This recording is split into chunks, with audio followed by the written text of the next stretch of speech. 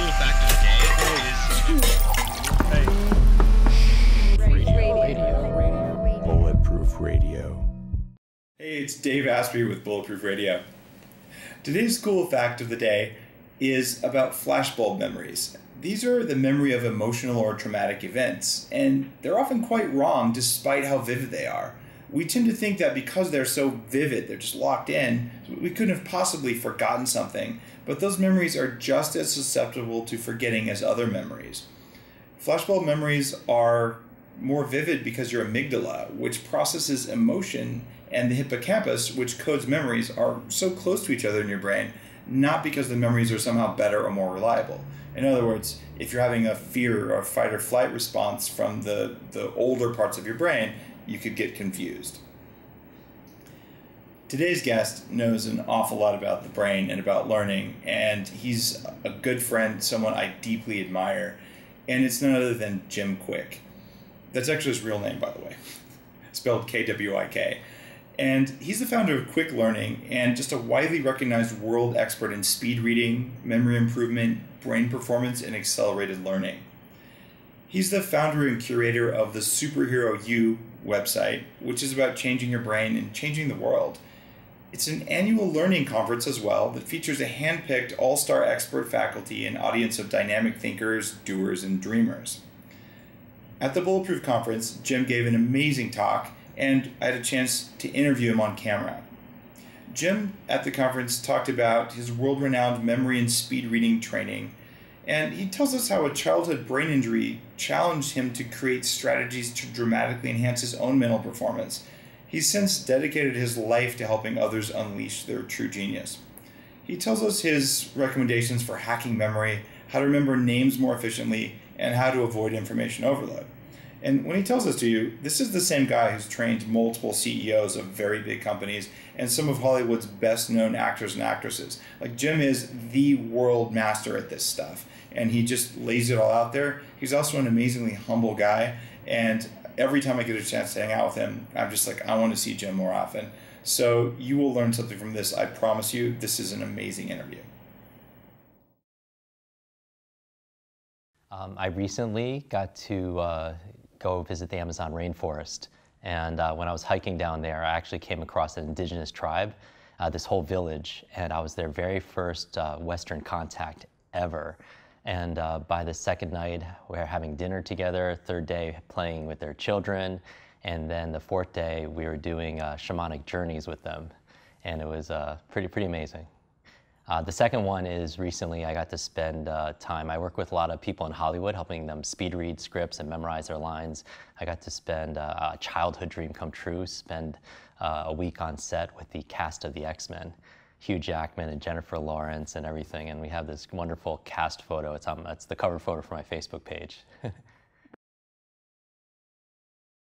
When people see me on stage or on video, they see me do these demonstrations. They know I read a book a day, and I'll memorize a room full of people's names or really long numbers or things like that. And I always tell people, I don't do this to impress you. I do this more to express to you what's really possible, because I wasn't born with this ability. In fact, when I was in kindergarten, I had a very bad accident. I had head trauma, and it left me with learning challenges, very serious learning challenges. So I had really bad focus, very bad concentration. I couldn't understand things that my teachers were teaching me, and I was very slow to learn how to read. And that created a lot of issues. And this is the thing with your brain. It's one of those things where it controls everything. It controls everything in our life. And now we live in the millennium of the mind, where it's so important, but people don't have the education. They don't know how their brain works so they can work their brain properly.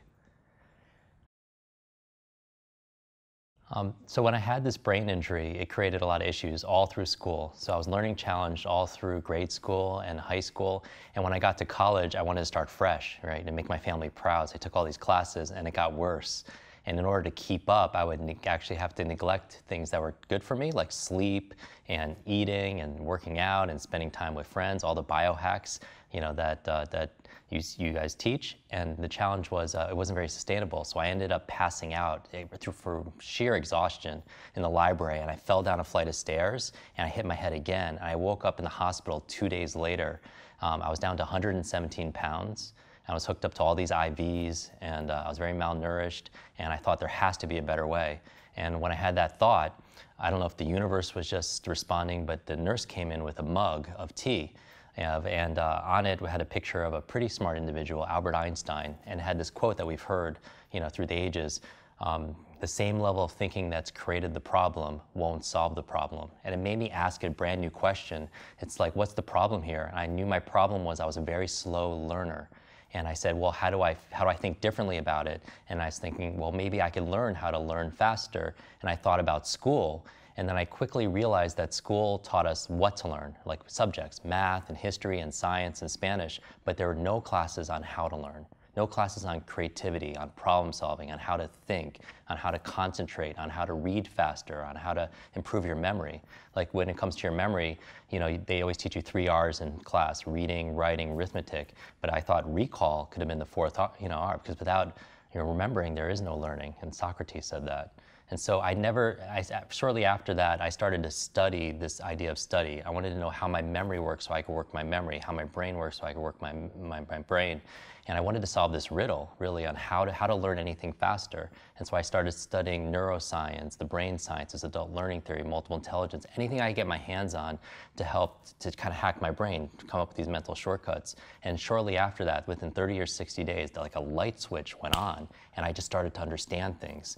And then after I started getting those, I went from failing to straight A's and such, I couldn't help but help other people, because I never want people to suffer the way I did. And one of my very first students, she was a freshman, she ended up reading 30 books in 30 days.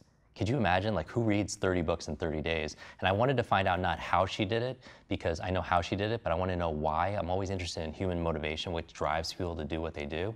And I find out that her mother was diagnosed with terminal cancer and was given 60 days to live. And the books she was reading were books on health, wellness, medicine, psychology, self-help, spirituality, anything to be able to save her mother's life. And I always get choked up even when I don't share this very often, but I was just like, I wished her luck, and I said, keep her in prayers. And 6 months later, I get a call from a young lady, and I can't even make out the voice because there's just crying. And finally, I realize it's this young girl, and I find out that her mother, they're tears of joy, that her mother not only survived, but is really starting to get better and thrive. Doctors don't know how or why. They call it a miracle, but her mother attributes it 100% to the great advice she got from her daughter that got her from all these great books. And that's when I realized that ideas can change lives. The right ideas could actually save lives.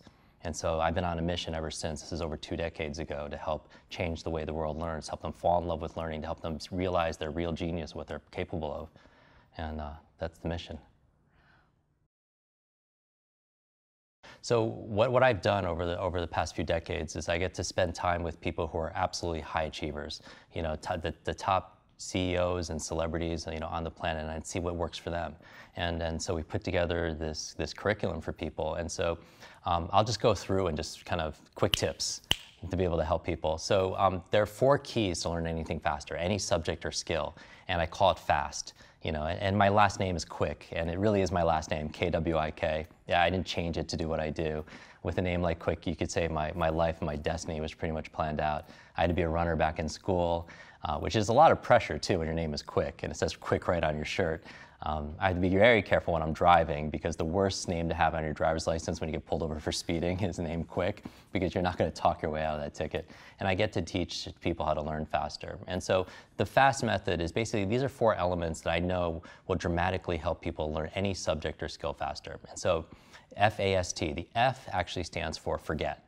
And it's kind of weird to talk about learning and reading and memory and start with forgetting, but I find that a lot of people don't learn anything brand new because they feel like they know the subject already.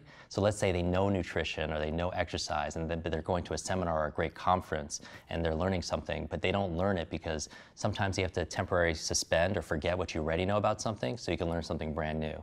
I really do believe in it's kind of cliche and cheesy, but I do believe your mind is like a parachute. It only works when it's open. So forget the things that you already know. You also want to forget about limitations. A lot of people have this negative self-talk about how good their memory is or how smart they are.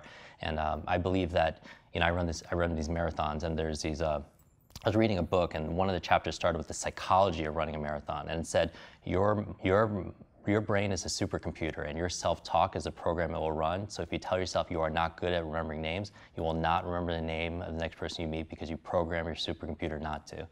And that's the thing, your mind is always eavesdropping on your self-talk. And so you want to forget about your limitations temporarily. And also you want to forget about everything else that's going on situationally. You know, they say you can only consciously focus on 7 plus or minus 2 bits of information according to Harvard study done by George Miller. And if you're in an event or you're listening to a great podcast like this one, or you're reading a book and you have 7 chunks of information you can focus on, but maybe 2 of them's thinking about the kids and 3 of them's thinking about work, then it only leaves you 1 or 2 to really focus here. So set that aside.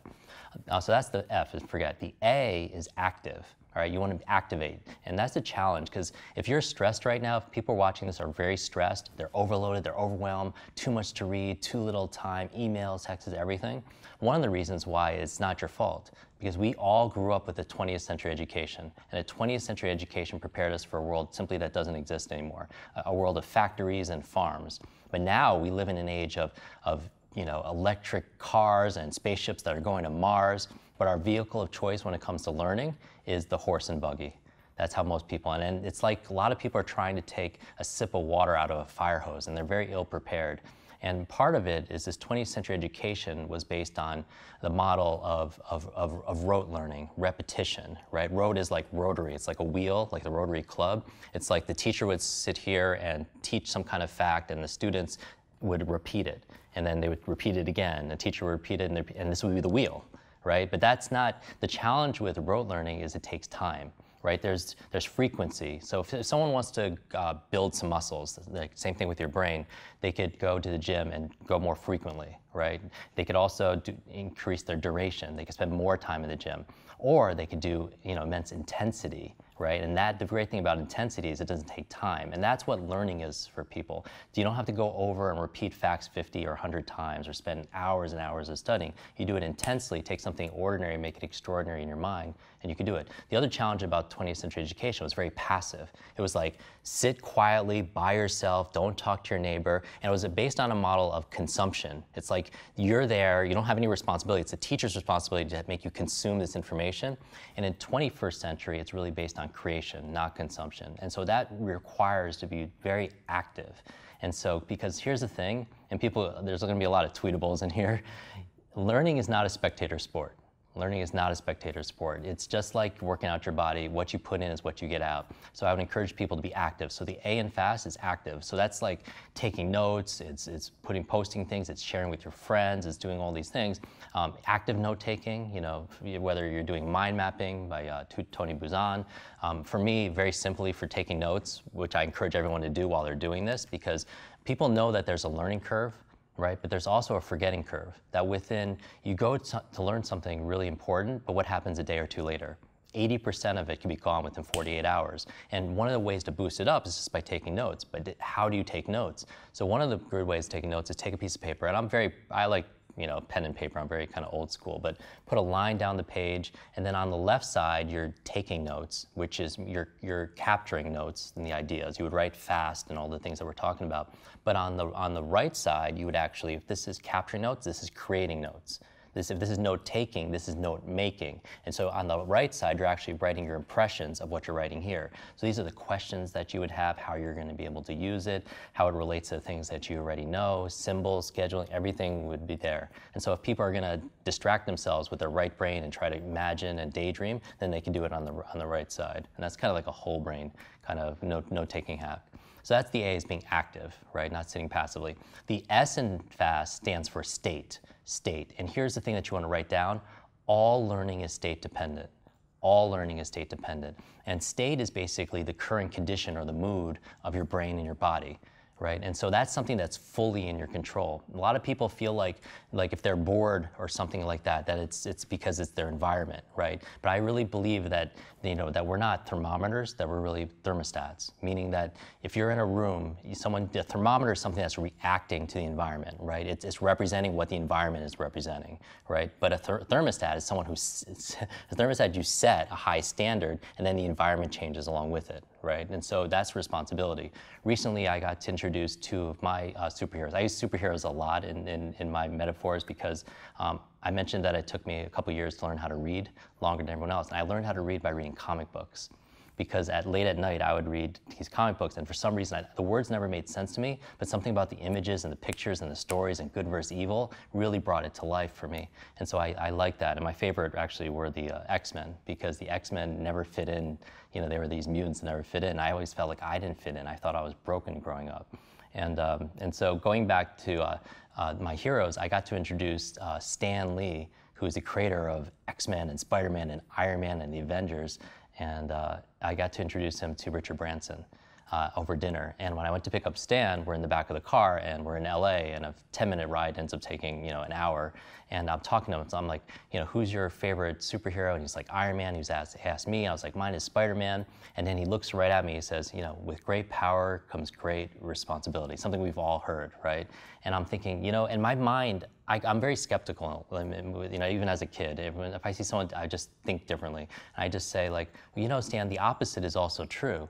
You know, yes, with great power comes great responsibility, but also with great responsibility comes great power. And what that makes me think about when state is like when we take responsibility for something, we have the power to change it, right? We have responsibility, we're able to respond. And with our state or our mood, you know, a lot of us feel like that we're at the effect of everything, but when we're really at cause. So what I would do is I never want to learn something. If I want to learn a new subject or skill and learn it fast, I never want to go in there with a bored state. And that's how most people are conditioned with school. You know, they're bored and their physiology and their focus, their psychology is level set. And the emotion that you tie to information is how it gets coded. So emotion tied to ideas become long-term memories. And we know that, right? Because of music or certain foods that bring back emotions, we remember it floods back, right? But a lot of people learn stuff in a bored state, so they don't code it, and they're equally motivated to actually use it. So control your state, right? And you control your state by moving your body, by changing your focus, by asking new questions, and questions really are the answer. A lot of people who are very slow readers, and they'll read, I don't know if anyone had this experience, but you read a page in a book, get to the end, and just forget what you just read. A lot of people forget because they have no questions, because questions are the answer, right? Even back at, you know, when you're learning SATs, you know, you would read these reading comprehension chapters and then get to the questions and hope that you have an answer there. Why not read the questions first and then, you know, read the content first? And so that would be a thing. So control your state. And part of also state is moving your body, because that's, here's the phrase, as your body moves, your brain grooves. As your body moves, your brain grooves. Some people literally have to move around more to actually understand and to learn. And also, there's certain ways of moving your body that actually build your brain power. Like recently, Oxford did a study, they found out that juggling actually builds your brain, that jugglers have bigger brains to create more white matter. You know, there's all these studies done, they call them neurobics, that by using, for example, you know, your opposite hand to eat or your opposite hand to brush your teeth actually builds your brain power. So it's really, really exciting. Even simple things like, you know, like moving your wrist back and forth. We're all on the computers all day, right? And so just moving like this, but actually being mindful about it and making one go twice as fast. Do you see how one is going like literally twice as fast? And you could try this at home too also as well. It doesn't matter which way you do it. And the last one, the T in FAST, stands for teach. It stands for teach. And that's the thing. If you had to watch, you know, a video or a training or read a book and you had to present it to someone the very next day, would you pay different levels of attention? Would you organize the information differently? Would you capture that information differently? And here's the thing. So if I ever want to learn something really fast, a subject or a skill, I also kind of put my professor's cap on or my coaching cap. And I think like, how would I teach this to someone else? And all of a sudden I find that my retention of the information is twofold. And because I'm going there with a specific intention to be able to share it. And here's the secret. When you teach something to someone else, you get to learn it twice. So reading is really fundamental because leaders are readers. I recently got to do a presentation and Bill Gates was there. And I asked him if he could have any one superpower, what would it be? And he said the ability to read faster. And he's even quoted like as being asked that, and then Warren Buffett would, you know, and we're talking about wealth here, right? Some of the wealthiest people in the country would say, you know, I probably wasted 10 years of my life reading slowly. But leaders are readers, and the great thing, reason why reading faster and speed reading is a superpower is because if somebody has decades of experience, in health and in fitness and productivity and business and marketing, whatever the choice is, decades of experience, and you could sit down in a couple of days and read that. You could absorb, literally download decades into days, and that's a wonderful hack. And so speed reading is very important. What speed reading is basically exactly what it sounds like. It's reading with greater velocity, with greater acceleration, with greater, not only that though, because a traditional speed reading, as it's been known, is more skimming or scanning or skipping words and getting the gist of what people read, and that's what it's traditionally been associated with. And our clients are heads of Fortune 100 companies. They're some of the top achievers and world shakers, literally on the globe. But you don't want your doctor, your lawyer, your financial advisor just to get the gist of what he or she reads, right? And so what we focus on, maybe because our background in learning and the background in memory, is not skipping words or skimming things. It's actually not just speed reading, but also smart reading. How to also improve your focus, your concentration. For people who read something and they can't concentrate, not only do they forget what they read, but their mind wanders all the time and they have no reading focus, but how do you improve also comprehension? How do you boost retention? How do you boost overall reading enjoyment for things? And that's what we focus on, those kind of hacks. So what's more optimal? So memory is another superpower. So what I'm all about, with the whole superhero mythos, we have a website called SuperheroYou, Y-O-U, and I think that's all about, a superhero has two qualities. They have power, right? They develop a strength, a talent, a unique gift, but they also, just having a superpower doesn't make you a superhero. You have to use that power for good, to kind of save the day for your career or for your family or for your friends, your community and such. So I think memory is a real superpower for people. The ability to walk into a room and meet 20 strangers and remember all of their names, that's a superpower in today's age. A lot of challenges people have nowadays is they feel absent-minded. They have senior moments are coming a little bit early. They'll walk into a room and just forget why they're there. They're taking a shower and they can't remember if they shampooed their hair and they end up doing it twice, right? They misplace things like their wallet, their purse, their cell phone. People call their own cell phone hoping they kept it on so it rings somewhere in their home, right? They lose their keys, or if not their keys, something much larger like their car. You see them using their car alarm, trying to figure out where they parked the car and such. So the challenge with people forgetting, I believe two of the most costly words nowadays are "I forgot." I forgot to do it, I forgot to bring it, I forgot that person's name. It wastes time and it wastes resources and money. And so there are some really amazing mental shortcuts to be able to remember things. And so one of them, I'm always really big on frameworks, because once people understand the framework, they can apply it towards different strategies. And so I always tell people to remember MOM. Always remember MOM, M-O-M, all right? And so these are the three elements. Usually if somebody forgets something, anything, if they want to learn another language, if they want to learn, give a speech without notes, PIN numbers, passcodes, any of the things that we train people, if they're forgetting something, usually one of the three elements are gone. And so the first M stands for motivation. Motivation. Like a lot of people say that they're horrible remembering names, but if I had a briefcase here of $100,000 cash for you or your favorite charity, if you just remember the name of the next stranger, everyone's going to remember that person's name, right? Because it had nothing to do with the potential or capability, it had everything to do with whether they wanted to or not, right? So motivation, what's your motivation? What's your motive for action? Right? So always start with why. I believe that there's a success formula. I call it H cubed, that success is from your head to your heart to your hands. Head, heart, hands, so that if you're ever learning something, you could visualize something in your mind, you could affirm things and think things, but if you're not acting with your hands, then you don't know it, right? And usually what's missing is the heart. It's the emotion, it's the energy emotion. I had a martial arts instructor years ago tell me, you can't steer a parked car.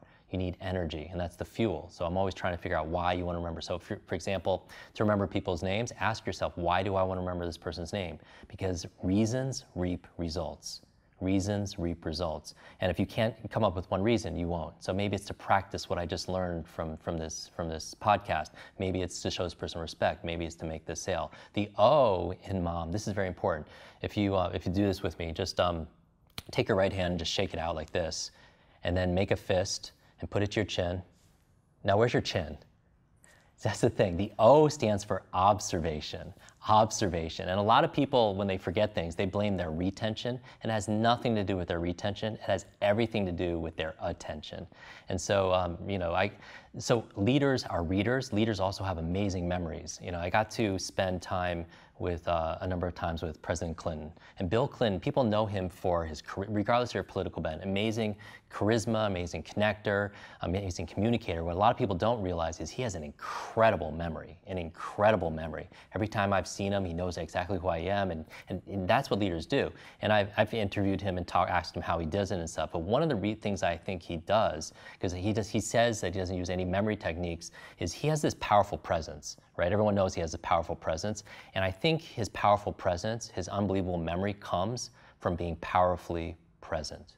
That his powerful presence comes from being powerfully present. Like when we're together, recently I got sat next to him at a fundraiser, and it was me, Forrest Whitaker, Richard Branson, Ashton Kutcher, his twin brother, and President Clinton. And we're talking, and and I mention these names also to put visual pictures in people's minds, right? So as you're watching this, you picture it's not like John Smith and James Smith, it's like people, and there are a lot more important people in the room, but when he's communicating to you, it's like no one else exists. Like a lot of times, a lot of people aren't remembering names or things because they're not present, right? They're looking over your shoulder, they're seeing who else is in the room, or they're not even listening because what they're doing is they're thinking about how they're going to respond to somebody. And if there's a conversation with you and yourself and you and somebody else, which one are you more likely to pay attention to, right? It's always going to be you and you. So a lot of people, even if you look at the word listen and you scramble it, it becomes the word silent, right? And that's what a lot of people aren't doing. So I realized that his memory, his powerful presence came from being powerfully present. And it's almost uneery when somebody fully focuses on you because you're not used to it, ever. And I think that's just, I think really the art of memory is the art of presence, and really paying attention. So that's the O. And then finally the M in mom, the second M, is mechanics. These are the brain hacks, right? These are the memory hacks, the shortcuts, the techniques, the tools, the strategies. I just focus more on motivation and observation, because if you're motivated to remember something and you really pay attention and observe, then you'll be able to do it. Memory will absolutely make you money, because here's the thing, in the age that we live in right now, it's no longer brute strength, it's all brain strength, right? It's not muscle power, you're paid for your mind power in today's age. So knowledge is not only power, knowledge is profit. And I don't just mean financial profit, that's obvious, but I mean all the treasures of your life, your health, your career, your family, your relationships. So everything is determined by these ideas, because ideas equal income, because we live in a knowledge economy. And so upgrading your memory could absolutely upgrade your money, and also upgrading your brain will absolutely upgrade your business also as well. Here's the thing, the faster you can learn, the faster you can earn. College students right now entering the workforce, they're estimated to have anywhere from 10 to 14 different careers, not jobs, different careers, because the world is changing so fast. So if I think there's one power to master in the 21st century, it's the ability to learn rapidly. The ability to learn rapidly, because that's what they call meta skill. A meta skill, just learning faster, that's why our company is Kwik Learning, just learning anything faster, that'll help you master any subject that you need to.